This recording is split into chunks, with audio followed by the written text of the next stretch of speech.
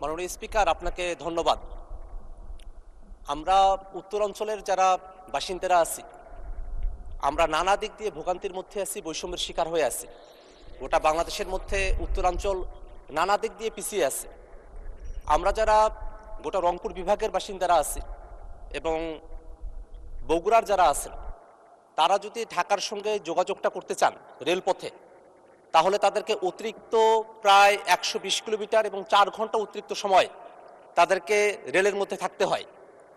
মাননীয় স্পিকার, আমরা যদি ঢাকা থেকে উত্তরবঙ্গের দিকে রওনা করি, তাহলে সিরাজগঞ্জ থেকে বগুড়া পর্যন্ত আমরা সরাসরি যেতে পারি না। আমাদেরকে বগুড়াও যদি যেতে হয়, তাহলে নওগাঁ, নাটোর, পাবনা 3 জেলা ঘুরে এসে তারপরে আমাদেরকে বগুড়ায় যেতে হয়।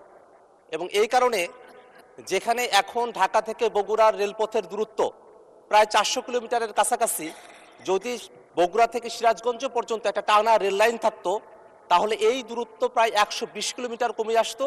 এই দূরত্ব হয়ে দাঁড়াতো তখন 280 কিলোমিটারের কাছাকাছি। এটা আমরা যারা রংপুরের বাসিন্দা আছি তাদের জন্য একই রকমের সত্য। আমাদের ঢাকা থেকে রংপুরের এই রেলপথের দূরত্ব 550 কিলোমিটারের মতো। যদি বগুড়া থেকে সিরাজগঞ্জ পর্যন্ত টানা রেলপথটা নির্মাণ করা হয়, 70 থেকে 80 কিলোমিটারের মতো হবে। তাহলে আমাদের রেলপথের দূরত্ব প্রায় 120 কিলোমিটারের মতো কমে আসবে। আমাদের মাননীয় প্রধানমন্ত্রী এখানে আছেন, তিনি বগুড়ার সন্তান। তিনি সেদিন বগুড়ায় গিয়ে বগুড়া থেকে সিরাজগঞ্জ পর্যন্ত এই টানা যে রেল লাইন আছে সেটা নির্মাণের কথা তিনি বলে এসেছেন। আমরা প্রায় 20 বছর যাবত উত্তরবঙ্গের যারা বাসিন্দারা আছি, এই রেলপথ নির্মাণের কথা আমরা শুনে আসছি, কিন্তু এখনো পর্যন্ত নানা বাস্তবতার কারণে সেটাকে এখনো পর্যন্ত আমরা আশার আলো আমরা এখনো পর্যন্ত দেখি নাই।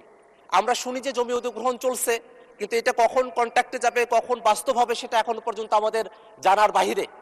যদি উত্তরাঞ্চলের যারা বাসিন্দারা আমরা আছি, রংপুর, গাইবান্ধা, লালমনিরহাট, কুড়িগ্রাম, এই জেলাগুলো, পাশাপাশি দিনাজপুর, ঠাকুরগাঁও, পঞ্চগড়, নীলফামারী, জয়পুরহাট, বগুড়া, পুরো যে অঞ্চলটা আছে উত্তরাঞ্চল, এই উত্তরাঞ্চলের কোটি কোটি মানুষেরা, লাখো লাখো মানুষ যাদেরকে ঢাকা আসা যাওয়া করতে হয়, তারা যদি এই রেলপথ নির্মাণটা করা হয় বগুড়া থেকে সিরাজগঞ্জ পর্যন্ত, তাহলে তারা অনেক ভোগান্তি থেকে তারা রেহাই পাবে।